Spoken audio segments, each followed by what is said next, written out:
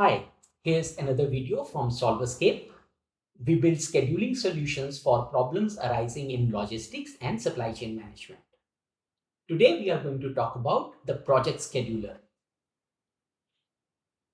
You are managing a project that has a set of jobs. Each job has a location, an earliest start time, preferred end time, and a latest end time. Each job involves the completion of a set of tasks, some of which may have precedence constraints. Each task has a specific type. You have a set of resources, each of which has a specific type. A resource can work on a task only if the two have the same type. When a resource finishes one task and starts another, it incurs a task switchover cost, modeled here as the distance between the locations of the two jobs. The project scheduler finds a plan that ensures all the jobs can be completed before their preferred end times while minimizing the cost of using and moving the resources. So how can we use this model? We use it via this application called the Solver platform. It acts as an interface between a user and the mathematical model. Data interchange between the user and the model occurs via Excel. A user fills a specific Excel template and passes the file to the Solver platform for processing. The Solver platform calls the specific model, gets the solution, and passes it back to the user in Excel format.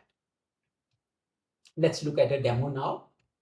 So here is the Solver platform. We have three tabs here: models, jobs, and queue. Let's go to the jobs tab. So this contains the list of historical jobs that we have solved. Let's pick a job for the project scheduler.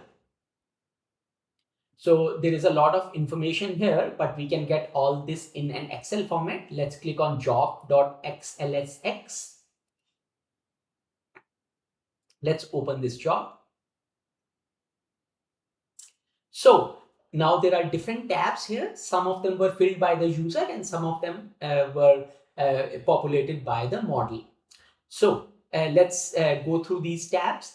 First, we have the parameters. So these were filled by the user, and it gives the boundary within which the model is operating. So we have, for example, the number of days in the planning horizon.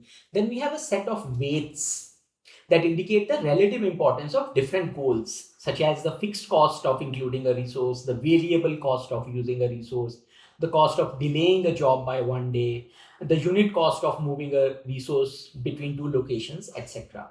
The model ultimately minimizes the total cost of the plan as per these weights given by the user.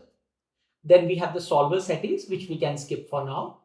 Then we have three types of resources, and then we have 6 resources, 2 for each type. Then we have the set of locations. Then we have 10 jobs.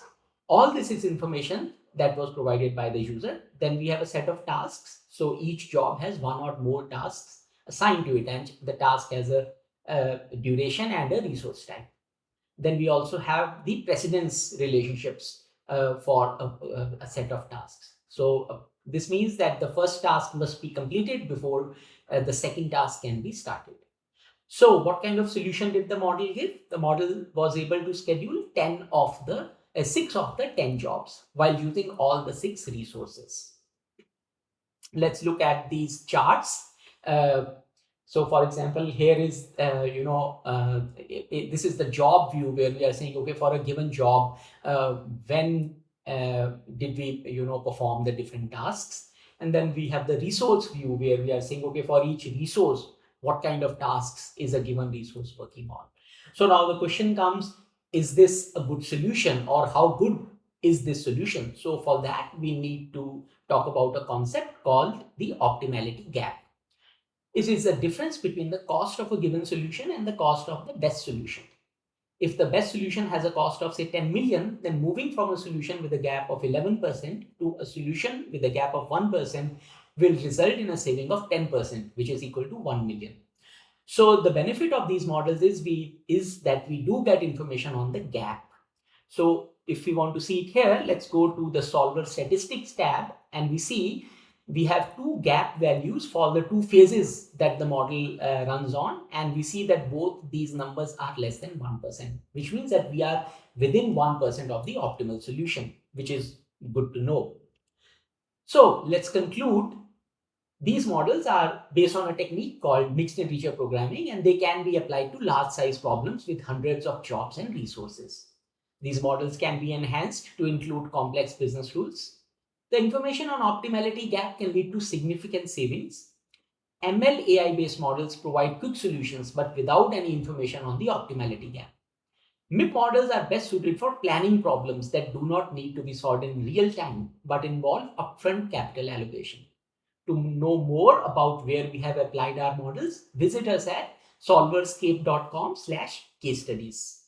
For potential collaboration, write to us at contact@solverscape.com. Thank you.